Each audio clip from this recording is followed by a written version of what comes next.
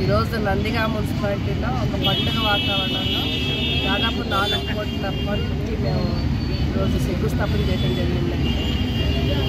1,30,30,00,000కి road శంకుస్థాపన జరిగింది. 1,70,00,000కి pipe line శంకుస్థాపన జరిగింది, water pipe line. 1,00,00,000 sanitation street lights పెట్టడం జరిగింది. 1,00,00,000 కూడా లైన్లో ఉందండి. ఇది కూడా మేము మెయింటెనెన్స్ పెడతాము. మొత్తం 5 కోట్ల వరకు ఈరోజు స్టార్టింగ్లో చాలా సంతోషంగా ఉంది.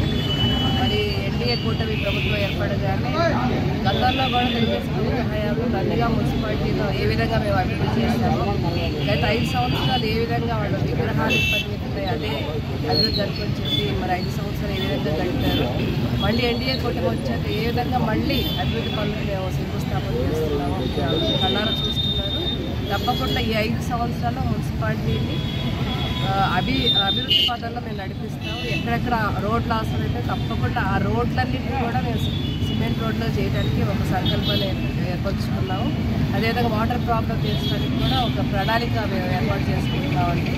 ఇప్పటికే దాదాపు అన్ని పైప్ లైన్స్లో కూడా వేసి ఎక్కడ వాల్స్ ఇవ్వాలో కూడా అవన్నీ కూడా స్టడీ చేస్తున్నాం.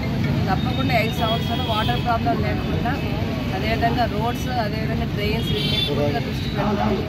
మున్సిపాలిటీని అభివృద్ధి పథంలో నడిపించడమే ప్రధాన లక్ష్యం.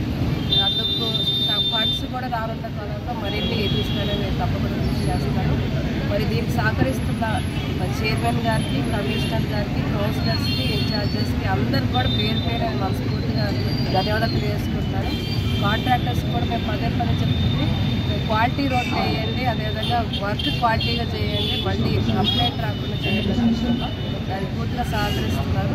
రానున్న కాలంలో మున్సిపాలిటీని పూర్తిగా మేము అభివృద్ధి చేస్తామని తెలియజేసుకుంటూ సెలవు.